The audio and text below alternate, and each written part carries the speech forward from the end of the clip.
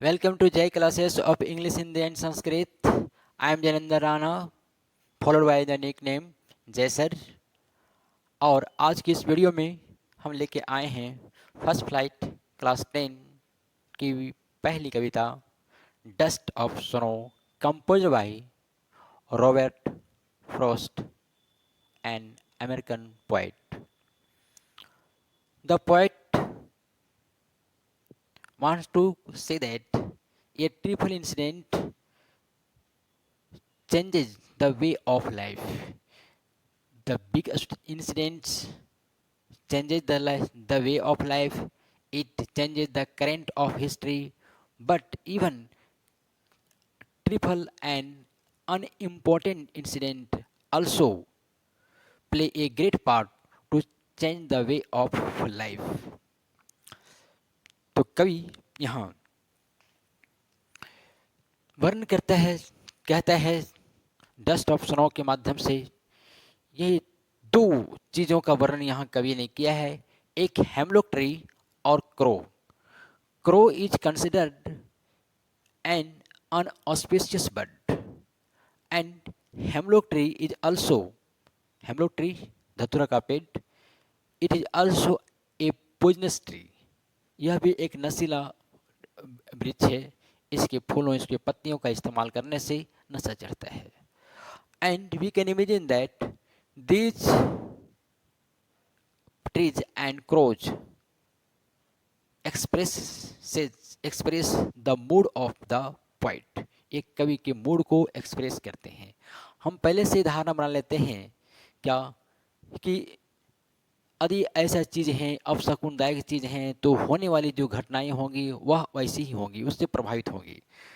हम घर से बाहर निकलते हैं, कोई छींकता है, हम सोच लेते हैं कुछ अच्छा नहीं होने वाला है। घर से निकलते हैं, बिल्ली रास्ता काट लेती है, हम समझ लेते हैं कि अच्छा कुछ नहीं होने वाला है। लेकिन कवि ऐसा नहीं सोचता। कवि इन दोनों चीज़ों का प्रयोग करता है, हेमलॉक ट्री का भी और क्रो का भी। और ये दोनों चीज़ें ऐसी हैं, लेकिन जो घटना घटती है, जो प्रभाव पड़ता है कवि के ऊपर, वह अनऑस्पिशियस नहीं होता, बल्कि ऑस्पिशियस होता है, शकुनदायक होता है। उसका मूड जो है वो ठीक हो जाता है। तो आते हैं इस कविता के ऊपर। The way a crow shook down on me, the dust of snow from a hemlock tree has given my heart a change of mood and saved some part of a day I had rued। The way a crow shook down on मी, एक कौआ उड़ता हुआ आया और hemlock tree के ऊपर इस तरीके से बैठा। किस तरह से बैठा? The dust of snow from a hemlock tree, hemlock tree से डस्ट ऑफ स्नो अर्थात बर्फ के तिनके, बर्फ के धूल उसके ऊपर गिरे। Has given my heart a change of mood, इसने मेरे हार्ट को, मेरे मूड को चेंज कर दिया, बदल दिया। And saved some part of a day I had rued, और उसने, इस चीज ने, इस घटना ने अर्थात कौवे का आना, बर्फ के तिनकों को गिराना और बर्फ के तिनके का कवि के ऊपर गिरने से उसका मूड बिल्कुल चेंज हो जाता है। अब we can imagine that the poet was not in good mood, he was in depressive mood, उस डिप्रेसिव मूड में था। He was in tension, perhaps he was thinking deeply about the day to day life of problem, and he was thinking about the dark side of the life. He had pessimistic views in him, उसके अंदर निराशावादी सोच थी, तनावग्रस्त वाली बातें थी, और इन्हीं चीज़ों से वह अपना दिन को व्यतीत करता जा रहा था, व्यतीत करता जा रहा था। और संभवतः कौआ आदि नहीं आता, इसी बीच कौआ आता है, बर्फ के तिनके गिरते हैं और एकाएक उसके अंदर तंद्रा आती है और समझ में आता है, वह रियल वर्ल्ड में आ जाता है। वह जो कल्पना की सोच, जो कल्पना में वह खोया हुआ था, आलतू फालतू की बातों में वह खोया हुआ था, वह उससे बाहर निकलता है और वास्तविकता में आता है, और इस तरीके से जो दिन के जो अधिकांश समय जो निकलते जा रहे थे उसको वह बचा लिया। तो उसका मूड चेंज हो गया, and he saved some part of the day and he could utilize the time, और उस टाइम का जो बचा हुआ समय है उसका वह यूटिलाइज कर सकता है, उसका इस्तेमाल कर सकता है। तो इस तरह से हम देखते हैं कि छोटी घटना, बर्फ के तिनके का गिरना, कौवा का उड़ के आना बैठना, कोई बहुत बड़ी घटना नहीं है, लेकिन कवि के अंदर बहुत बड़ा चेंज लाया। इस तरह से हम इतिहास के पन्नों को भी उल्टते हैं तो बड़ी बड़ी घटनाओं से इतिहास की धाराएं तो बदल ही गई हैं, छोटी छोटी घटनाओं से इतिहास के जो अध्याय हैं, इतिहास की जो धाराएं हैं वह भी बदल गई हैं। We want to quote Mohammad Ghori and Prithviraj Chauhan. Prithviraj Chauhan और मोहम्मद गौरी की बात करें, मोहम्मद गौरी 17 बार हार चुका था और वह हार करके वह जंगल में छिपा हुआ था। पृथ्वीराज चौहान के सिपाही सोल्जर उसे ढूंढ रहे थे, खोज रहे थे, और वह जब छिपा हुआ था, खो में दुबका हुआ था, और वह उसकी नज़र टिकी हुई थी एक टिड्डे पर, एक मकड़ी पर, जो बार बार ऊपर चढ़ने की कोशिश कर रहा था। 17 बार वह चढ़ने में नाकाम हो चुका था, गिर चुका था। 18वें बार वह चढ़ गया था। इसी से प्रेरित होकर के 17 बार वह भी गिर चुका था, मोहम्मद गौरी भी। 18वें बार वह चढ़ाई करता है और जीत भी जाता है। तो इस तरह से एक छोटी सी घटना बहुत बड़ा परिवर्तन ले आता है। तो ये रही कविता। अब हम इसके क्वेश्चन आंसर पर आते हैं। पहला question, what is a dust of snow? What does the poet say has changed his mood? How has the poet's mood changed? पहला क्वेश्चन में 3 क्वेश्चन। What is a dust of snow? Dust of snow, dust of snow क्या है? Dust of snow is a tiny particles of snow. Snow के tiny particles हैं, छोटे छोटे कण हैं। These tiny particles flow in air, ये एयर में फ्लो करते हैं। These freeze in trees, on trees, on roads and roofs, घरों के ऊपर, छत पर, रोड पर और पेड़ों पर ये जम जाते हैं। Dust of snow being excessive coldness, बहुत ज़्यादा ठंडक ये ले आती है। What does the poet say has changed his mood? कवि क्या कहता है, उसके मूड को किसने चेंज कर दिया? The falling of dust of snow from the hemlock tree has changed the mood of the poet. बर्फ के तिनकों, बर्फ के धूल का गिरना कवि के ऊपर, इसने कवि के मूड को चेंज कर दिया है। और फिर क्या है? How has the poet's mood change? कवि का मूड किस प्रकार चेंज हो गया है? The poet was thinking about the dark side of life.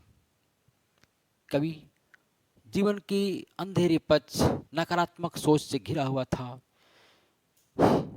He had sorrowful experiences, उसके सोरोफुल एक्सपीरियंस थे, दुखद घटनाओं का जिक्र था।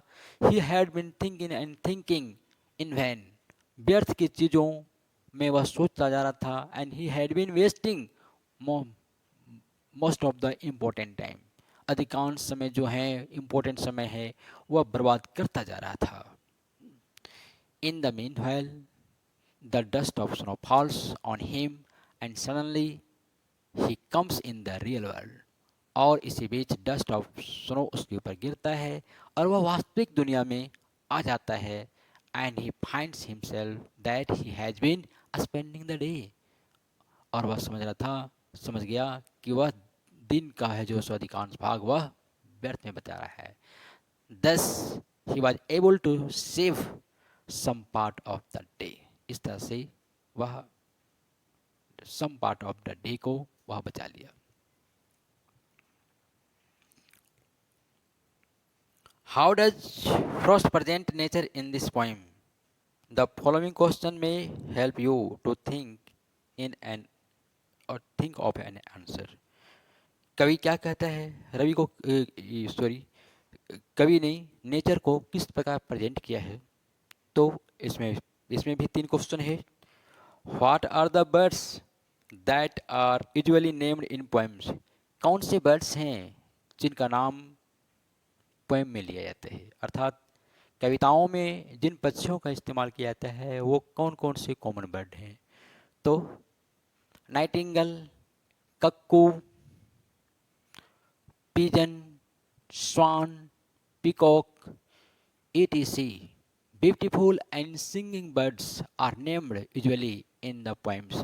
ये सुंदर सुंदर पक्षी जो हैं, कोयल हैं, नाइटिंगल है, बुलबुल है, स्वान है, हंस है, मोर है, ये सब सुंदर सुंदर और नाचने वाले, गाने वाले जो पक्षी हैं, इनका नाम लिया जाता है। अर्थात crows are not generally named. Crow का नाम कवि जो है सो कौवे का इस्तेमाल नहीं करते। Do you think A crow is often mention in poems? क्या आपको लगता है कि कौवे का इस्तेमाल किया जाता है पोएम्स में? No, I don't think. Crows are not usually mention in poems. Crows are considered inauspicious birds. Crows को समझाया जाता है अपशकुनदायक पक्षी और इसका नाम नहीं लिया जाता कविताओं में कवियों के द्वारा। What images come to your mind when you think of a crow?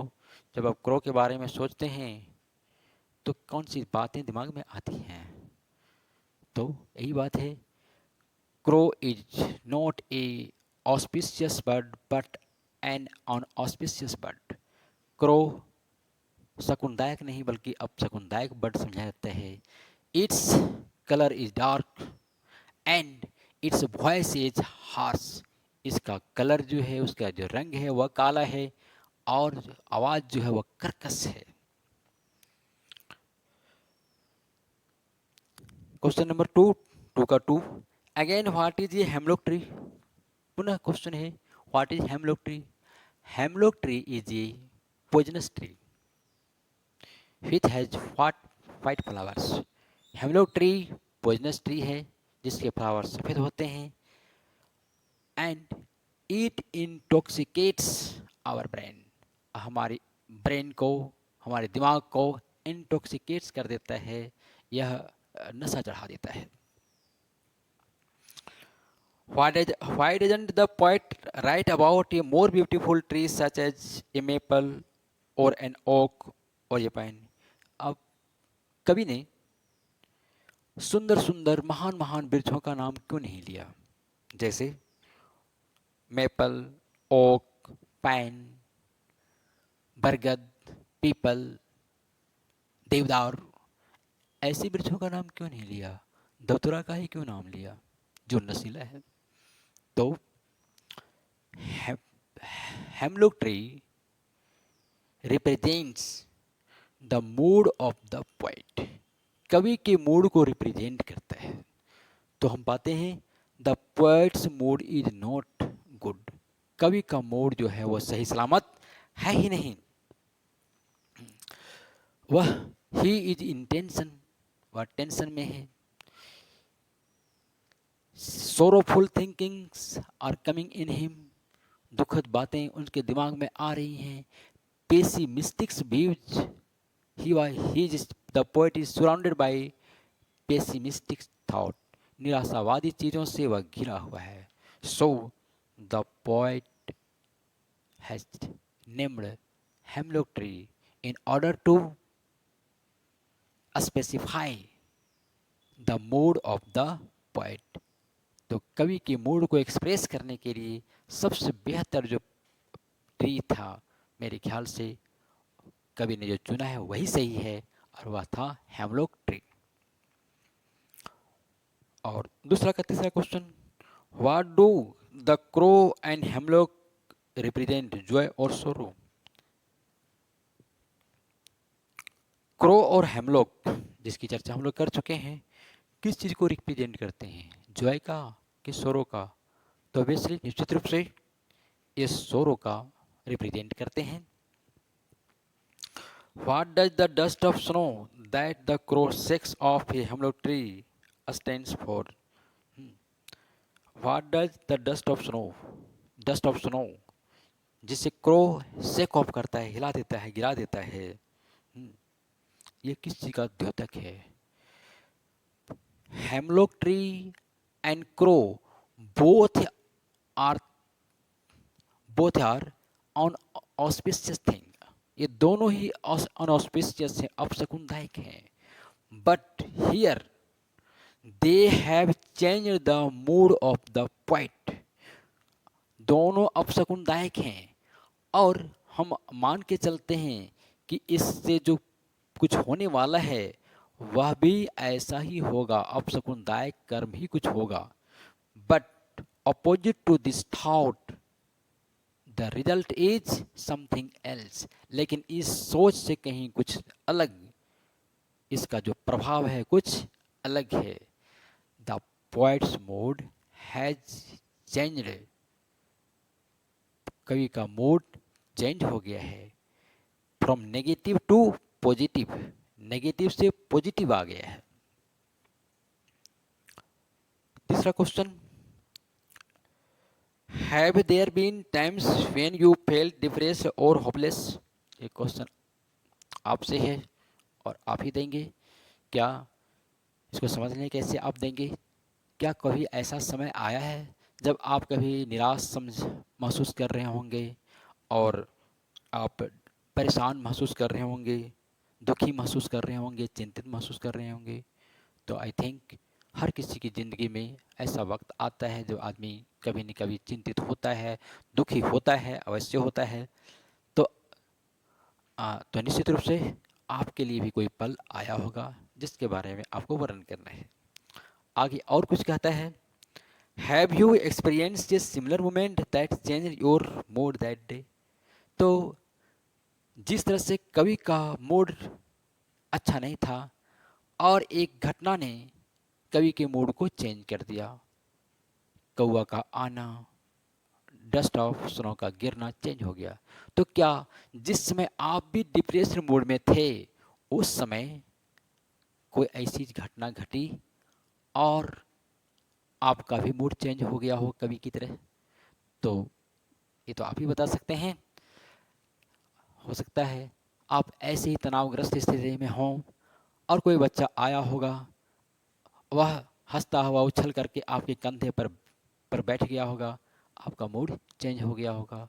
या इसी वक्त जिस समय आप उहापोह में होंगे, सोच रहे होंगे, उसी समय किसी का कॉल आ गया होगा, किसी मित्र का, किसी पार्टी में जाने का, किसी शादी बर्थडे पार्टी या किसी मैरिज पार्टी में का एंजॉय करने का, या पिकनिक का कोई प्रोग्राम बनाने का, और आप जो उस डिप्रेशन मूड में थे आपका मूड चेंज हो गया होगा।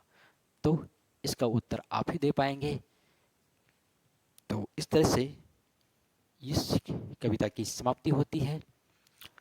उम्मीद है कि ये वीडियो आपके लिए फ़ायदेमंद साबित होगा। Thank you for watching.